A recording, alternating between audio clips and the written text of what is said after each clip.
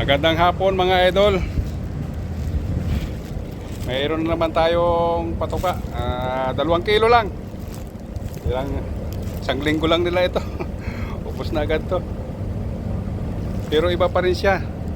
Talagang hindi nakakuha yung sinin ko na picture. Nagsin ako ng picture kung anong klase. Ayaw talaga. Hindi talaga mabili-bili yung gusto nating ipakain sa kanila. Ay naghihintay ng mga alaga natin. Bigyan uli natin. Kahit ibang klase ko na naman to patuka, try uli natin pakainin.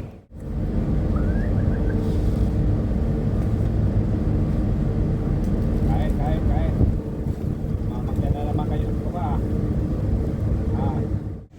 Ayaw pa bumaba yung iba mga idol. Ayan, kararating lang uli ng patuka natin, pero hindi pa rin nabili yung gusto nating ipatuka sa kanila, yung may halong mais. Pero gusto talaga nila yan kasi nga yan yung pinapakain natin nung una pa, kaya nasarapan na rin sila dyan. Pero may gusto talaga akong ipabili sa kanila, kaso ewan ko bakit hindi na mabili-bili. Laging yan yung nabibili niya. Ito, may sisiw ito ngayon sa platform, hindi ko lang napupuntahan. I-update ko kayo yung anak nito, kung ilan, kung napisa talaga yung dalawang itlog niya. Dalawa kasi ang itlog niya doon sa platform eh. Hindi ko alam kung napisa lahat. Pero mayroong ibon na ano, parang ayaw tumuka pa nun. Oh. Naninibago pa sila mga kalapatid. Ang ganda na nitong young bird natin, oh, laki na oh. Ang ganda ng kulay. Hindi na natin nalagyan ng singsing yan kasi hindi na natin nahuli.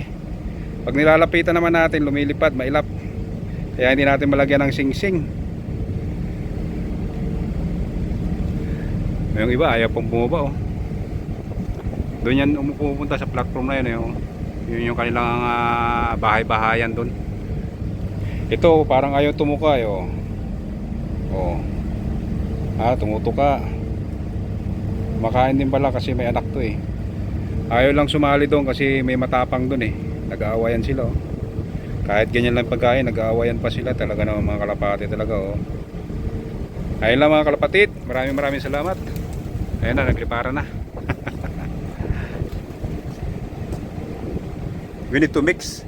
No, direct. Direct ha? Yes, Okay. direct. Okay, thank you for watching guys. Once you finish,